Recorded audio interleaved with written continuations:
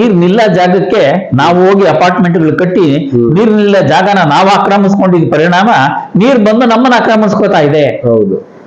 ಕಾಡಲ್ಲಿ ಇರತಕ್ಕಂತ ಪ್ರಾಣಿಗಳಿಗೆ ಕುಡಿಯುವ ನೀರಿನ ವ್ಯವಸ್ಥೆ, ಹಣ್ಣು ಹಂಪಲುಗಳ ವ್ಯವಸ್ಥೆ, ಒಂದು ಪ್ರಾಣಿ ಇನ್ನೊಂದು ಪ್ರಾಣಿನ ಬೇಟೆ ಮಾಡೋಷ್ಟು ಪ್ರಾಣಿಗಳ ಸಂಖ್ಯೆ ಎಲ್ಲ ಇದ್ರೆ ಕಾಡಿನ ಪ್ರಾಣಿಗಳು ನಾಡಿಗೆ ಬರಲ್ಲ. ಕಾಡಿನ ಪ್ರಾಣಿಗಳು ನಾಡಿಗೆ ಬರಲ್ಲ. ಯಾವಾಗ ಕಾಡಲ್ಲಿ ವ್ಯವಸ್ಥೆಗಳು ಇಲ್ವೋ ಆಗ ಕಾಡಿನ ಪ್ರಾಣಿಗಳು ನಾಡಿಗೆ ಬರೋದಕ್ಕೆ ಆರಂಭ ಆಗೋಗಿದೆ. ಇವತ್ತು ಬೆಂಗಳೂರು ಮಹಾನಗರದಂತ ನಗರದಲ್ಲಿ ಚಿರತೆಗಳ ಹಾವಳಿ ನಾವು ಕೇಳ್ತಾ ಇದ್ದೀವಿ. ಪ್ಲಸ್ ಕೆರೆಗಳಿಲ್ಲ, ಎಲ್ಲಿ ನೋಡಿದ್ರು ಒತ್ತುವರಿ ಜಾಸ್ತಿ ಆಗ್ಬಿಟ್ಟಿದೆ. ಈಗ ಹೋಗಿ ಬಂದಲ್ಲ, ಚಿಕ್ಕಬಳ್ಳಾಪುರದಿಂದ ಪಾಪಗ್ನಿ ಮಠಕ್ಕೆ ಹೋಗೋ ರೂಟಲ್ಲಿ ಕಲ್ಕ್ವಾರಿಗಳಿಗೆ ಪ್ಲಸ್ ಕೆರೆ ಒತ್ತುವರಿ ಮಾಡ್ಕೊಂಡ್ಬಿಟ್ಟು ಮನೆಗಳು ಕಟ್ಬಿಟ್ಟಿದ್ದಾರೆ. ಕೆರೆ ಒಳಗಡೆ ಮನೆ ಕಟ್ಬಿಟ್ಟಿದ್ದಾರೆ. ಆ ತರ ಒತ್ತುವರಿ ಆಗೋಗ್ಬಿಟ್ಟಿದೆ. ಇನ್ನು ಹೋಗ್ತಾ ಏನ್ ಮಾಡ್ತಾರೆ, ನೀರಲ್ಲಿ ಬಂದು ನಿಂತ್ಕೊಳ್ದಾಗೆ ಅಡ್ಡ ಗೋಡೆಗಳು ಹಾಕ್ಬಿಡ್ತಾರೆ, ಮನೆ ಕಟ್ಬಿಟ್ಟಿದೀವಿ ಅಂತ. ಅಲ್ಲಿ ನೀರ್ ಬರೋದಿಲ್ಲ, ನಿಲ್ಲೋದಿಲ್ಲ, ಕೆರೆನೇ ಇಲ್ಲ ಅಂದ್ರೆ ಇನ್ ಮತ್ತೆ ನೀರ್ಗೆ ಹೆಂಗ್ ಒದ್ದಾಡ್ಬೇಕು, ಆತರ ಆಗಿದೆ. ಈಗ ನೋಡ್ಕೊ ಬಂದಲ್ಲ, ಹೋಗಿದ್ದು ಹೆಂಗ್ ಮಾಡಿಟ್ಟಿದ್ದಾರೆ ಎಲ್ಲ ಕಡೆ. ನಿಜ. ಈಗ ಒಂದು ಹಿಂದೆ ಇತ್ತೀಚಿನ ವರದಿಗಳು ಬೇಡ, ಬೆಂಗಳೂರು ಅಭಿವೃದ್ಧಿ ಹೊಂದಕ್ಕೆ ಆರಂಭ ಆದ ಮೇಲೆ ಒಂದು ಚಿತ್ರ ಏನಿತ್ತು ಅದರ ಬಗ್ಗೆ ನಾನು ಒಂದಷ್ಟು ವಿಷಯ ಹೇಳ್ತೀನಿ.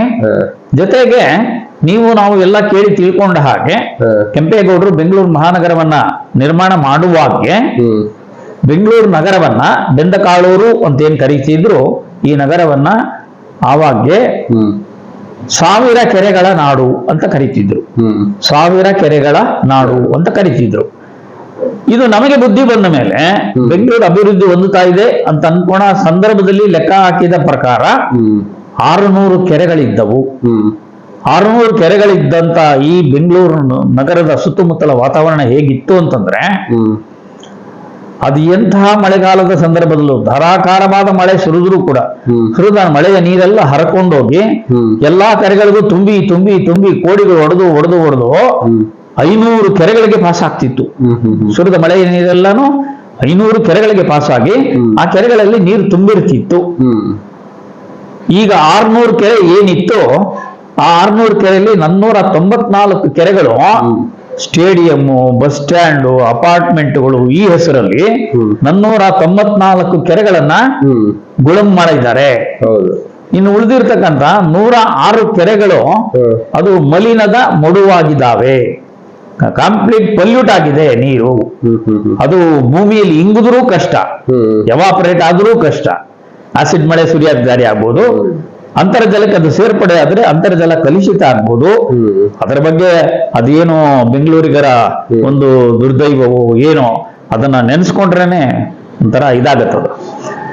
ಆ 494 ಕೆರೆಗಳು ಏನು ಮಾಯ ಆದವೋ, ಆ ಕೆರೆಗಳು ಇದ್ದಿದ್ದಿದ್ರೆ ಬೆಂಗಳೂರಲ್ಲಿ ಸುರಿದ ಧಾರಾಕಾರವಾದ ಮಳೆ, ಕಾಂಕ್ರೀಟ್ ರೋಡ್ಗಳ ಮೇಲೆ, ಕಾಂಕ್ರೀಟ್ ಕಟ್ಟಡಗಳ ಮೇಲೆ ಬಿದ್ದಂತ ಮಳೆಯ ಫೋರ್ಸಿನ ನೀರು ಹರ್ಕೊಂಡೋಗಿ ಒಂದು ಕೆರೆ ತುಂಬಿ ಇನ್ನೊಂದು ಕೆರೆ ಕೊಡಿ ಹೋಗಿ ಆ ತುಂಬಿದ ಕೆರೆ ಕೊಡಿಯ ನೀರು ಇನ್ನೊಂದು ಕೆರೆಯನ್ನು ತುಂಬಿಸಿ ಎಲ್ಲಾ ಕೆರೆಗಳು ಸಮೃದ್ಧವಾಗಿ ತುಂಬಿ ಚುರುಕುತ್ತಿರ್ತಿದ್ವು. ಬೆಂಗಳೂರು ನಗರದಲ್ಲಿ ಅಪಾಯಗಳು ಇರ್ತಿರ್ಲಿಲ್ಲ. ಎಲ್ಲೂ ಬೆಂಗಳೂರಲ್ಲಿ ಅಂಡರ್ ಪಾಸ್ ಅಲ್ಲಿ ನೀರು ಸೇರ್ಕೊಂಡ್ಬಿಡ್ತು, ಅಲ್ಲಿ ನೀರು ನುಗ್ತು, ಇಲ್ಲಿ ನೀರು ನುಗ್ತು, ಬೆಂಗಳೂರು ಸಿಟಿ ನೀರಿನಲ್ಲಿ ಮುಳುಗುತ್ತಾ ಇದೆ, ಇವೆಲ್ಲ ಪ್ರಶ್ನೆಗಳೇ ಉದ್ಭವ ಆಗ್ತಿರ್ಲಿಲ್ಲ. ಯಾಕಂದ್ರೆ ನೀರ್ ನಿಲ್ಲ ಜಾಗಕ್ಕೆ ನಾವು ಹೋಗಿ ಅಪಾರ್ಟ್ಮೆಂಟ್ಗಳು ಕಟ್ಟಿ ನೀರ್ ನಿಲ್ಲ ಜಾಗನ ನಾವು ಆಕ್ರಮಿಸ್ಕೊಂಡಿದ್ದ ಪರಿಣಾಮ ನೀರ್ ಬಂದು ನಮ್ಮನ್ನ ಆಕ್ರಮಿಸ್ಕೋತಾ ಇದೆ. ಕಾಡಲ್ಲಿ ಇರತಕ್ಕಂತ ಪ್ರಾಣಿಗಳಿಗೆ ಕುಡಿಯುವ ನೀರಿನ ವ್ಯವಸ್ಥೆ, ಹಣ್ಣು ಹಂಪಲುಗಳ ವ್ಯವಸ್ಥೆ, ಒಂದು ಪ್ರಾಣಿ ಇನ್ನೊಂದು ಪ್ರಾಣಿನ ಬೇಟೆ ಮಾಡೋಷ್ಟು ಪ್ರಾಣಿಗಳ ಸಂಖ್ಯೆ ಎಲ್ಲ ಇದ್ರೆ ಕಾಡಿನ ಪ್ರಾಣಿಗಳು ನಾಡಿಗೆ ಬರಲ್ಲ. ಕಾಡಿನ ಪ್ರಾಣಿಗಳು ನಾಡಿಗೆ ಬರಲ್ಲ. ಯಾವಾಗ ಕಾಡಲ್ಲಿ ವ್ಯವಸ್ಥೆಗಳು ಇಲ್ವೋ ಆಗ ಕಾಡಿನ ಪ್ರಾಣಿಗಳು ನಾಡಿಗೆ ಬರೋದಕ್ಕೆ ಆರಂಭ ಆಗೋಗಿದೆ. ಇವತ್ತು ಬೆಂಗಳೂರು ಮಹಾನಗರದಂತ ನಗರದಲ್ಲಿ ಚಿರತೆಗಳ ಹಾವಳಿ ನಾವು ಕೇಳ್ತಾ ಇದ್ದೀವಿ. ಬೆಳಗ್ಗೆ ಆದ್ರೆ ರೈತರ ತೋಟಗಳಿಗೆ ಲಗ್ಗೆ ಇಡ್ತಿರ್ತಕ್ಕಂಥ ಭಯಂಕರ ಆನೆಗಳ ಒಂದು ತೊಂದರೆಗಳನ್ನ ರೈತರು ಅನುಭವಿಸ್ತಾ ಇದ್ದಾರೆ. ಇದು ಯಾಕೆ ಅಂದ್ರೆ ನಗರ ಬೆಳೀತು. ಈಗ ನಾನು ಹೇಳಿದೆ 100 ವಾರ್ಡ್ ಎಕ್ಸ್ಟ್ರಾ ಆಯ್ತು ಬೆಂಗಳೂರು. 600 ಕೆರೆಗಳಿದ್ದಂತ ಜಾಗದಲ್ಲಿ ಇವತ್ತು 106 ಕೆರೆಗೆ ಉಳಿದಿದ್ದೀವಿ ಅಂತಂತಂದ್ರೆ ಆ ಜಾಗವೆಲ್ಲ ಆಕ್ರಮಣ ಮಾಡ್ಕೊಂಡೇ ಹೋಗ್ತಾ ಇದ್ದೀವಿ. ಇಲ್ಲಿ ಒಂದು 106 ಕೆರೆಗಳ ಪಟ್ಟಿ ಮಾಡಿಟ್ಟಿದ್ದೀನಿ. 600 ಕೆರೆಗಳು 494 ಏನೇನಕ್ಕೆ ಹೋಯ್ತು ಅದೆಲ್ಲ ಡೀಟೇಲ್ಸ್ ಇದೆ. ಅದರ ಬಗ್ಗೆ ನಮ್ಮ ಕನ್ನಡಪ್ರಭ ಪತ್ರಿಕಾಲಯದಲ್ಲಿ ವರದಿಗಾರರಾಗಿ ಕೆಲಸ ಮಾಡ್ತಿರ್ತಕ್ಕಂಥವ್ರ ಪೈಕಿ ಒಬ್ರು ಮಂಜುನಾಥ್ ಅಂತ, ಹ್ಮ್ ಅವ್ರನ್ನ ಕೆರೆ ಮಂಜ ಅಂತ ಕರೀತಾರೆ ಅವ್ರನ್ನ. ಹ್ಮ್ ಮಂಜುನಾಥ್ ಅಂತ ಅವರೊಂದು ಪುಸ್ತಕ ಬಿಡುಗಡೆ ಮಾಡಿದ್ದಾರೆ. ಹ್ಮ್ ಇಡೀ ಬೆಂಗಳೂರು ಮಹಾನಗರದಲ್ಲಿ ಇರತಕ್ಕಂತ ಹಾಲಿ ಈಗಿರ್ತಕ್ಕಂಥ ಕೆರೆಗಳ ಸ್ಥಿತಿಗತಿಗಳು, ಅವು ಏನಾಗಿದ್ದಾವೆ, ಹೇಗೆಲ್ಲ ಒತ್ತುವರಿ ಆಗ್ತಿದೆ ಅನ್ನೋದ್ರ ಬಗ್ಗೆ ಆ ಒಂದು ಪುಸ್ತಕದ ಕೆರೆಯ ಇದರ ಬಗ್ಗೆ ಒಂದು ಪುಸ್ತಕ ಬರೆದಿದ್ದಾರೆ. ಬಹಳ ಅದ್ಭುತವಾಗಿದೆ, ಮನೇಲಿ ಇಟ್ಟಿದ್ದೀನಿ ನಾನು. ಓಕೆ. ಅದು ಜನ ಓದಿ ತಿಳ್ಕೊಳ್ಬೇಕದು.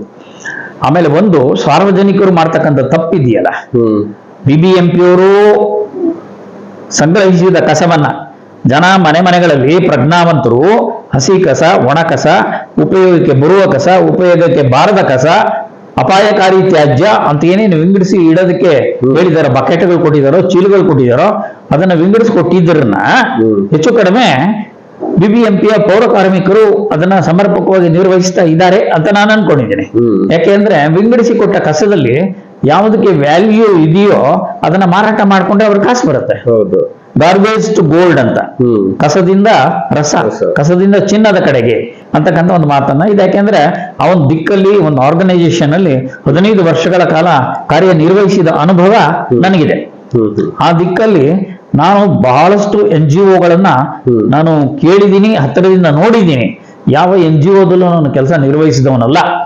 ಆದರೆ ಮೈತ್ರಿ ಸರ್ವ ಸೇವಾ ಸಮಿತಿ ಅಂತಕ್ಕಂಥ ಒಂದು ಸರ್ಕಾರೇತರ ಸಂಸ್ಥೆ NGO ಏನಿದೆ, ಅದರಲ್ಲಿ 15 ವರ್ಷಗಳ ಕಾಲ ನೀರು ಮತ್ತು ನೈರ್ಮಲ್ಯ ತಜ್ಞನಾಗಿ ದುಡಿದ ಪರಿಣಾಮ ಅವರು ಕೊಡ್ತಿದ್ದಂತ ಗೌರವಧನಕ್ಕೆ ಮಿಗಿಲಾಗಿ ಮೀರಿದ ಕೆಲಸಗಳನ್ನ ನಾನು ಮಾಡ್ಕೊ ಬರ್ತಿದ್ದೆ. ಯಾಕಂದ್ರೆ ಆತ್ಮತೃಪ್ತಿ.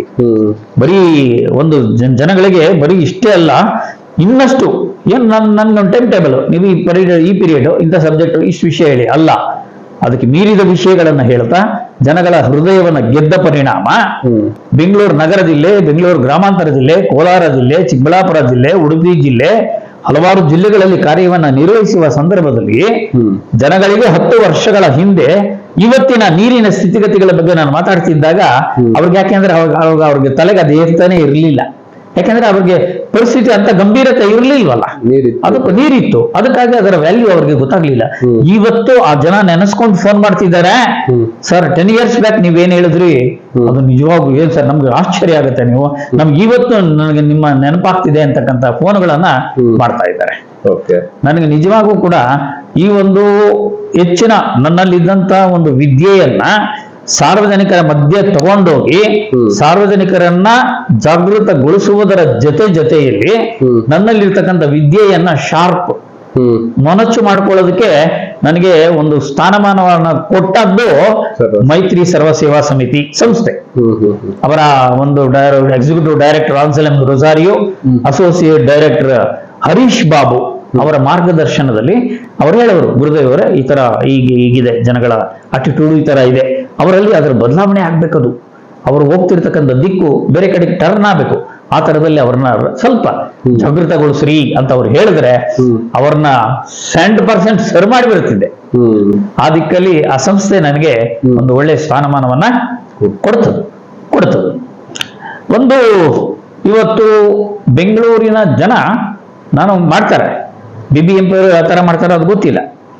ಒಂದು ಇವತ್ತು ಬೆಂಗಳೂರಲ್ಲಿ ಉತ್ಪತ್ತಿಯಾಗುವಂತಹ ಕಸ ಏನು, ಗಾಢ ಪ್ರಮಾಣದ ಕಸ ಏನು ಉತ್ಪತ್ತಿಯಾಗುತ್ತೆ, ಉತ್ಪತ್ತಿಯಾದ ಕಸವನ್ನ ಬೆಂಗಳೂರಿನ ಲಿಮಿಟ್ಸ್ ಅಲ್ಲಿ ಇರತಕ್ಕಂತ ಸರ್ಕಾರಿ ಜಾಗಗಳಲ್ಲಿ ಒಂದ್ ಕಡೆ ರಿಸರ್ವ್ ಮಾಡ್ಕೊಳ್ಳೋ 50 ಎಕರೆ 100 ಎಕರೆ IT-BTಗಳಿಗೆ ಎಲ್ಲ ಕೊಡ್ತೀರಲ್ವಾ, ಹಾಗೇನೆ ಬೆಂಗಳೂರಿನ ಕಸವನ್ನ ಬೆಂಗಳೂರಲ್ಲೇ ಸೆಗ್ರಿಗೇಟ್ ಮಾಡ್ಕೊಳ್ತಕ್ಕಂಥ ವ್ಯವಸ್ಥೆಯನ್ನ ಮಾಡ್ಕೋಬೇಕು. ನಿಮ್ ಕಸನ ತಗೊಂಡ್ಬಂದು ಬೇರೆ ಅಕ್ಕಪಕ್ಕ ತಾಲೂಕಿನ ಇಲ್ಲಿ ತಂದು ಸುರಿದ್ಬಿಟ್ಟು ಡಂಪಿಂಗ್ ಯಾರ್ಡ್ ಮಾಡಿಬಿಟ್ರೆ ಅಲ್ಲಿನ ಜನ ಏನಾಗ್ಬೇಕು, ದೊಡ್ಡಬಳ್ಳಾಪುರದ ಭಕ್ತರಹಳ್ಳಿ ಬೆಳವಂಗಲದ ರೂಟ್ ಅಲ್ಲಿ ಇರ್ತಕ್ಕಂಥ ಇದಕ್ಕೆ ಡೈಲಿ ಅದೆಷ್ಟು ಕಂಟೈನರ್ಗಳು ಬರ್ತವೆ ಕಸ, ಅಲ್ಲಿ ಹಾಕಿದ ಕಸದ ಇದು ಅದರಲ್ಲಿ ಎಲ್ಲಾ ಮಿಶ್ರಣ ಕಸ ಸೆಗ್ರಿಗೇಟ್ ಮಾಡಿರೋದಲ್ಲ, ಆ ಮಿಶ್ರಣ ಕಸವನ್ನ ಅಲ್ಲಿ ಹಾಕ್ತಾರಲ್ಲ, ಅದರಲ್ಲಿ ರಿಯಾಕ್ಷನ್ ಆಗಿ ಕೆಮಿಕಲ್ ರಿಯಾಕ್ಷನ್ ಆಗಿ ಅದರಲ್ಲಿ ಸೋರಿ ಬರ್ತಕ್ಕಂಥ ಲಿಚೆಡ್ ಅದೇನು ದ್ರವ ಇದೆ, ಅದು ಭಕ್ತರಹಳ್ಳಿಯ ಕೆರೆಗೆ ಹೋಗಿ ಸೇರ್ಕೊಂಡು ಆ ಕೆರೆಯ ನೀರನ್ನು ಕುಡಿದಂತ ದನಕರುಗಳು ಸಾಯ್ತಾ ಇದಾವಲ್ಲ. ದೊಡ್ಡಬಳ್ಳಾಪುರ, ಹೊಸಕೋಟೆಯ ಮಂಡೂರು, ಗುಂಡೂರು, ಬೆಂಗಳೂರಿಗರ ತಿಪ್ಪೆ ಗುಂಡಿನ ಕಸದಲ್ಲಿ ರಸ ಇದೆ. ಟೋಟಲ್ ಕಸದಲ್ಲಿ 62% ಕಸ ಹಸಿ ಕಸ, ಪ್ಲಾಸ್ಟಿಕ್ ಅಂಶ ಇಷ್ಟು %, ರಟ್ಟು ಪೇಪರು ಇಷ್ಟು ಪರ್ಸೆಂಟು, ಗಾಜು ಚಪ್ಪಲಿ ಮತ್ತೊಂದು ಮಗದೊಂದು ಇಷ್ಟು ಪರ್ಸೆಂಟು, ಎಲ್ಲಾ ಕಳೆದ್ರೆ ಅಪಾಯಕಾರಿ ತ್ಯಾಜ್ಯ ಓನ್ಲಿ 10%. ಓಕೆ 90% ಕಸ ಅಲ್ಲ, ಅದು ರಸ. ಅದನ್ನು ಸರಿಯಾದ ರೀತಿಯಲ್ಲಿ ಮೇಂಟೈನ್ ಮಾಡಿದ್ರೆ ಅದಕ್ಕೆ ಕಾರ್ಪೊರೇಷನ್ಗೆ ಲಾಭಾಂಶಗಳಿದೆ. ಅದನ್ನ ಬಂದು ಅಲ್ಲೆಲ್ಲೋ ಸುರಿಯತಕ್ಕಂಥ ಕಸವನ್ನ ತಂದು ಅಕ್ಕಪಕ್ಕದ ತಾಲೂಕಿಗೆ ಸುರಿದು ಈ ತಾಲೂಕುಗಳನ್ನು ತಿಪ್ಪೆಗುಂಡಿ ಮಾಡದೆ ಕಸವನ್ನ ಅಲ್ಲೇ ವಿಂಗಡಿಸಿಕೊಳ್ಳತಕ್ಕಂಥ ಕೆಲಸವನ್ನ ಪ್ರಾಮಾಣಿಕವಾಗಿ ಸರ್ಕಾರಗಳು ಮಾಡಬೇಕು. ಯಾವಾಗಾದ್ರೂ ಆ ಕಡೆ ಹೋದ್ರೆ, ಹೊಸಕೋಟೆ ಕಡೆ ನೀವು ಹೋದ್ರೆ ಅಲ್ಲಿ ಒಂದು ಪಂಚಾಯಿತಿ ಇದೆ, ಮಂಡೂರು ಪಂಚಾಯಿತಿ. ಮಂಡೂರು ಪಂಚಾಯಿತಿಯ ಒಂದು ಕಿಟಕಿ ಮಾಡಿ ಮೇಲೆ ಹತ್ಬಿಟ್ಟು ಕಿಟಕಿ ಓಪನ್ ಮಾಡಿ ನೀವೇ ಹೇಳ್ತೀರಾ, ಸರ್ ಅಲ್ಲಿ ಯಾವ್ದು ಬೆಟ್ಟ ಕಾಣ್ತಾ ಇದೆಯಲ್ಲ, ಯಾವ ಬೆಟ್ಟ ಅದು, ಅಲ್ಲಿ ದೇವಸ್ಥಾನ ಇದೆಯಾ, ದೇವ್ರಿದ್ಯಾ ಅಂತ. ಬೆಟ್ಟ ಅಲ್ಲ ಅದು, ಬೆಂಗಳೂರಿಗರು ತಂದು ಡಂಪ್ ಮಾಡಿರ್ತಕ್ಕಂಥ ಕಸದ ರಾಶಿ ಹಾಗೆಯೇ ಬಿದ್ದಿದೆ. ಈ ಕಲ್ಯಾಣ ನಗರಿಂದ ಹೋಗ್ತಾ ಒಂದು ರೂಟಲ್ಲಿ ಹಂಗೆ ಮಾಡ್ತಾ ಇದ್ದಾರೆ.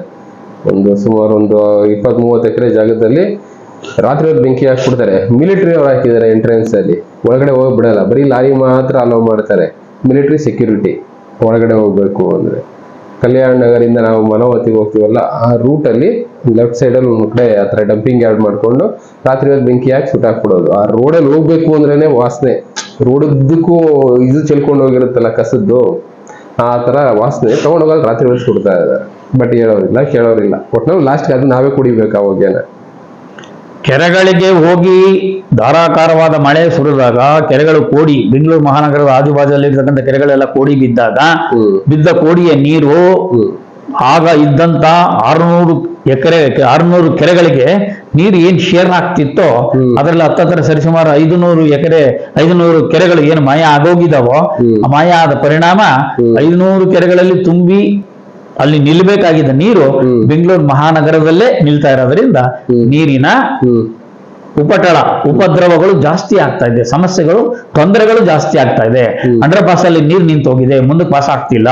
ಯಾಕೆ ಆಗ್ತಿಲ್ಲ ಅಂತಂದ್ರೆ ಜನಗಳು ತಮ್ಮ ಮನೆಯಿಂದ ಬಳಸಿ ಬಿಸಾಡಿದ ಪ್ಲಾಸ್ಟಿಕ್, ಬಟ್ಟೆ, ಬರೆ, ಮಗದೊಂದು ಎಲ್ಲ ತಗೊಂಬಂದು ಫುಟ್ಪಾತ್ ಅಲ್ಲಿ ಸುರಿತಾರೆ, ಚರಂಡಿಗಳಿಗೆ ಬಿಸಾಕ್ತಾರಲ್ಲ.